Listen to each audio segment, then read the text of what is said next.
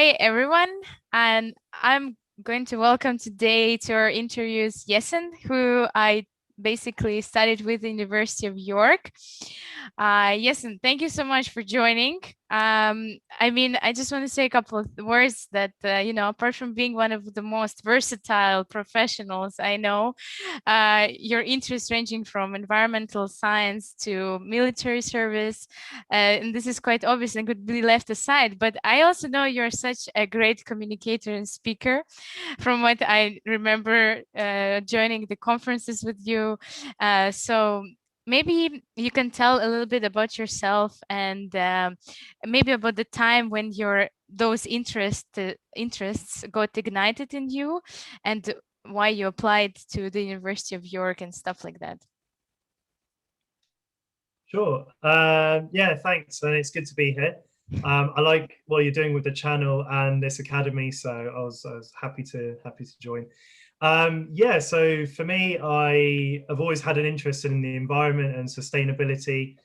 And so when I was applying to universities, I had quite a high bar as well. I didn't want to go for courses which were just focusing on one aspect of the environment, such as just science or just environmental policy or just environmental economics. So I wanted to bring all of those strands together.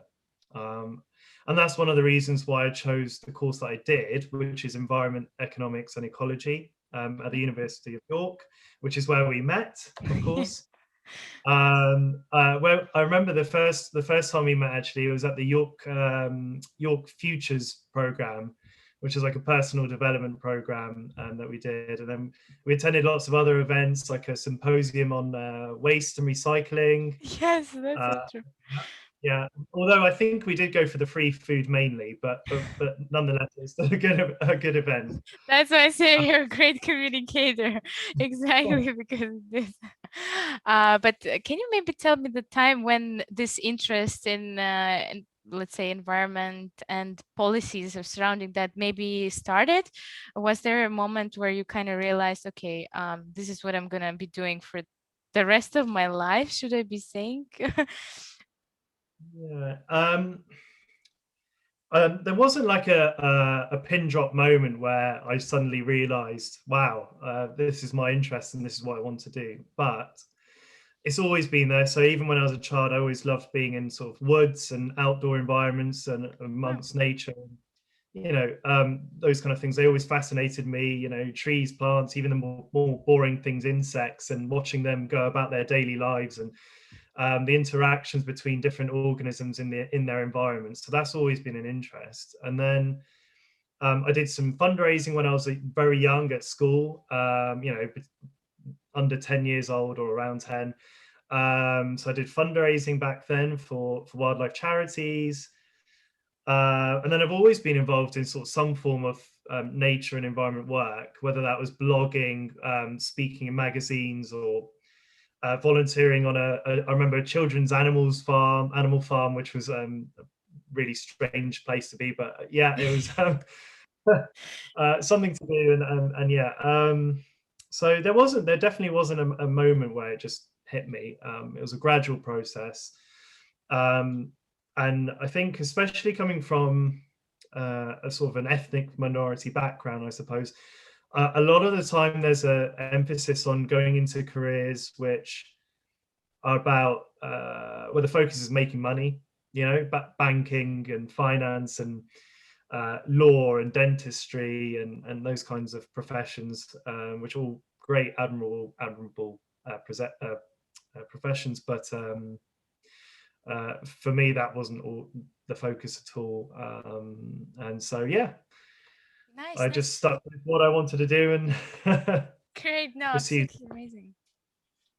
I mean, we will come back to this and how did this evolve for you. But I mean, for me, when I hear something like that, I'm always like, feeling so warm inside myself, because it just shows that, you following your interest. It's not such a bad thing, or it's like it actually works, because in my culture, it's in my experience is also the same. The way that we are taught to choose our degrees is that, okay, well, will that make money? What is the profession that you're gonna do? So this is very much relatable to my experience. But I mean, uh, what was your first impression when you arrived in the University of York and York itself? I mean, was it your also first option when you were choosing which university to go?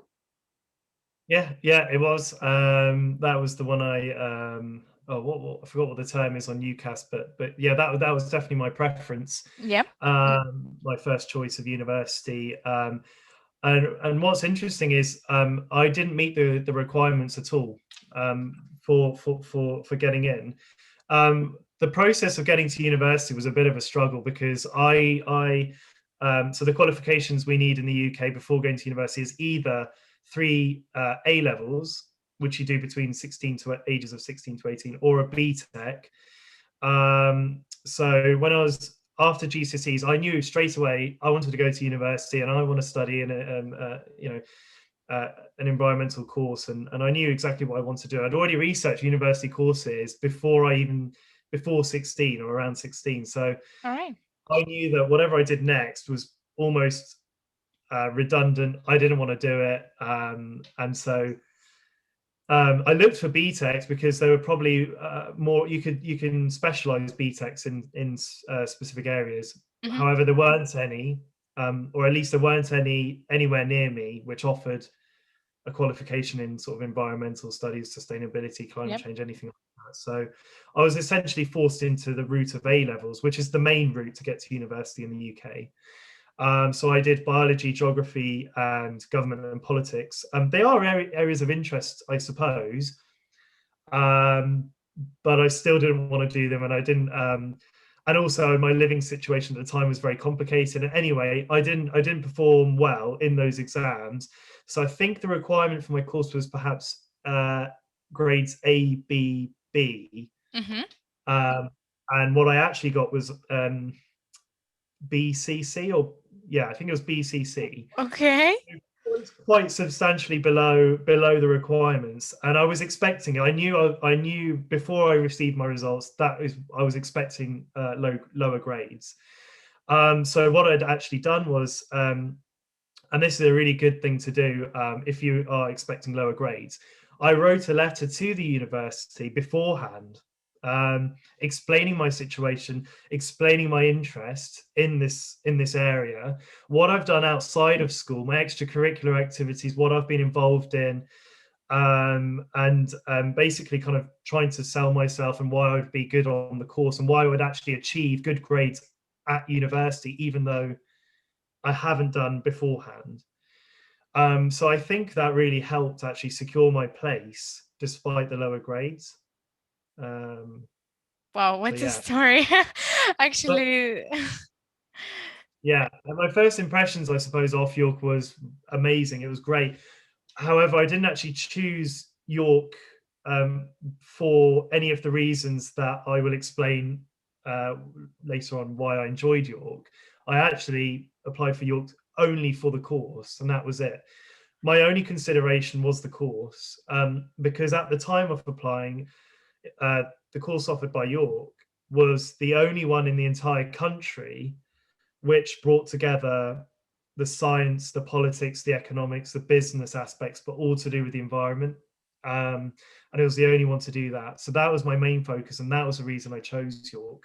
However, when I got there, it was it exceeded my expectations in so many ways. The campus itself is amazing, as I'm sure you'll agree. It has 2 lakes, there's geese, there's water birds, there's all kinds of wildlife. In the evenings you have rabbits hopping around everywhere. It's just a lovely place to be.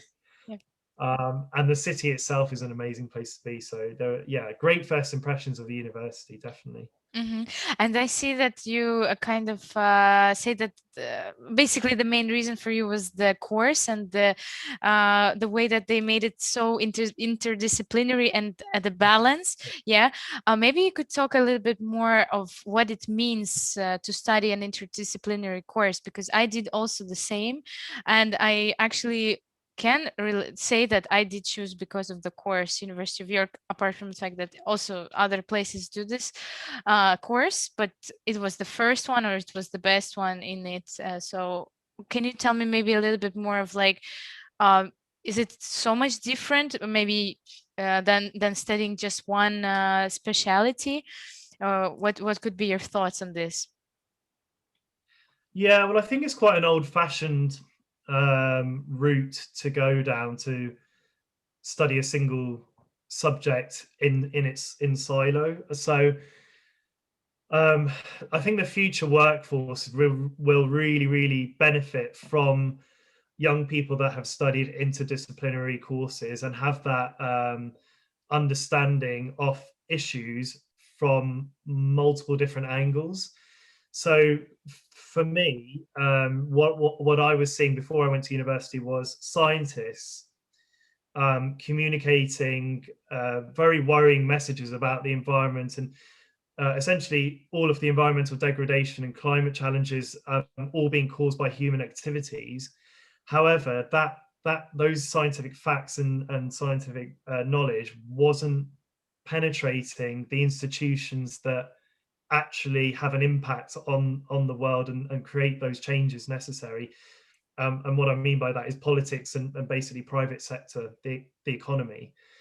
So it was really important for me to be able to understand the language of economics, the language of politics, so that in future I might be able to bridge that gap between the scientific messages being disseminated and actually translating that into meaningful action within the political or economic arenas.